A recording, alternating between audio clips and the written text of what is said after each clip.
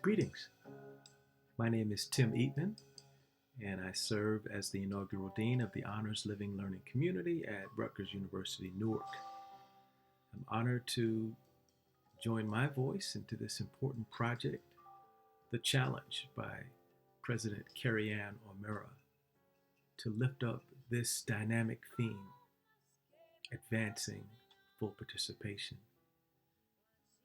The title of my reflection and brief story is Full Participation in Honors Colleges. Imagine that. Legal scholar Susan Sturm defines full participation as an affirmative value focused on creating institutions that enable people, whatever their identity, background, or institutional position, to thrive, realize their capabilities, engage meaningfully in institutional life, and contribute to the flourishing of others. It's been my honor to develop engaged scholarship with Susan, John Saltmarsh, and Adam Bush, both in writing and in impactful practice through Imagining America and other networks and associations. As I was preparing these remarks, I thought about President Barack Obama's Nobel Peace Prize lecture. With a head full of black hair, then he talks about the perils of war. But I see this pushing, imaginative notion of full participation at the heart of his message. An expansive understanding of war, he argues. We are at war in our society. We know this. Consider the deep divisions and the ubiquitous xenophobia. Indeed, force is necessary in war. But President Obama reminds us that even in our offense, we are not makers of war, but wagers of peace. We're seeking to build a just and lasting peace. We know that peace cannot be achieved by the denial of human aspirations, and that an absence of hope can rot a society from within. How do we achieve an expansion of our moral imagination? I believe full participation is a powerful offensive tool in the war against equity and humanity.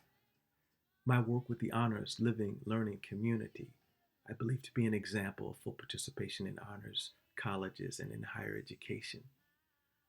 One of the features of the model is what we call an intergenerational cohort, where students not only who are graduating from high school, but those who are transferring with community college degrees can be part of the community. There's so many stories I could share, but I share one in closing. A transfer student who went on to Harvard Law School received a very nasty email after his first semester. He texted it to me and we unpacked it. It read, "You know you don't belong here. You're just here because of affirmative action. Why even try? Everyone at Harvard Law School thinks you're a joke, but I guess your section is lucky enough to have a curve boost." Oh my.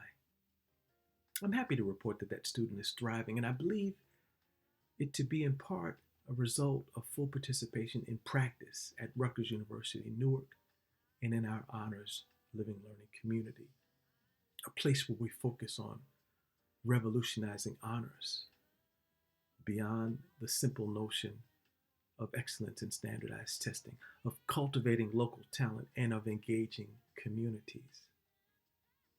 As I close, I want to confirm that indeed you are hearing music in the background.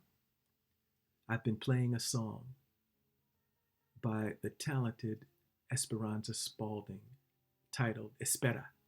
She performed it to open Obama's Nobel lecture. She sings, "People, I almost gave up holding on, watching us give into our fears. I almost believe. I have faith in mankind that we can guide our choices towards a healthy world in time to ease our bind." Let's join together to advance full participation in higher education so that it spills uncontrollably throughout our society.